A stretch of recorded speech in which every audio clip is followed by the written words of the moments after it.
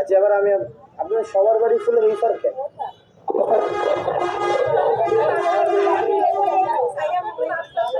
ওনারা সবাই মানে উনি একটু বাড়ির বড় বউ, আপনার একটু সাহস আছে নাকি? আপনার লোক জাল আছে কয়জন? কেডা কেডা আছে?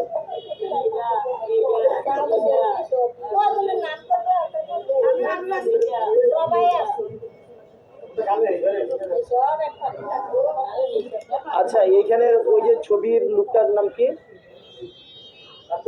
পাপ্পু ভাই? না এই দেখেন ওই যে হ্যাঁ, আপনার যত সমস্যা আছে শুনেন, আর যারা নেতা হয় তারা ওদের কি কয়, নিজেরাই কথা কয়, তাই না?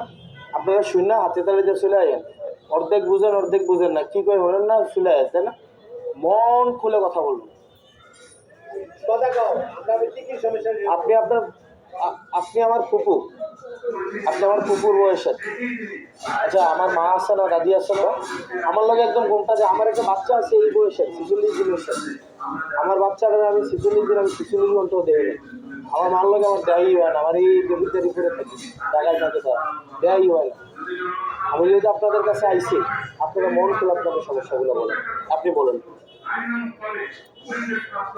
মন খুলে। এখানে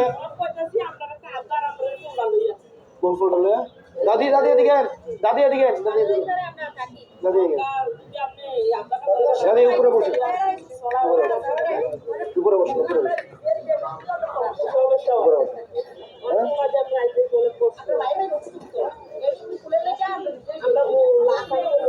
ফুলটা কোথায়?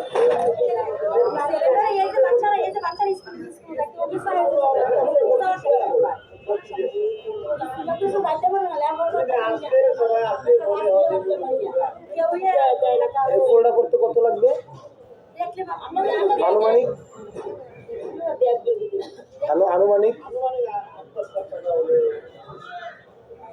আনুমানিক 8-10 লাখ টাকা হইলে ফুলটা হবে নাকি?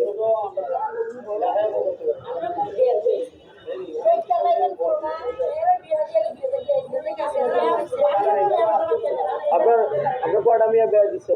আচ্ছা, আপনাদের এলাকায় আপনারা মেয়েদেরকে কেমন পড়াশোনা করেন, নাকি বিয়ে দিয়ে দেন? মানে এসএসসি পাস করার পরে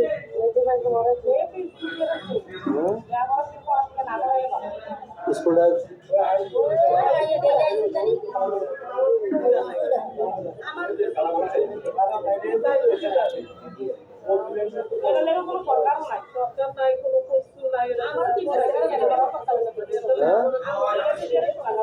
আপনার ছেলেটা ছেলেই মেয়ে? ছেলে না, একটা পরীক্ষার্থী, একটা 8-এ আর একটা 6-এ। আর কার ছেলে মেয়ে আছে কি করে বুঝছো না? আপনার কেমনে আবার সংসার ছিল?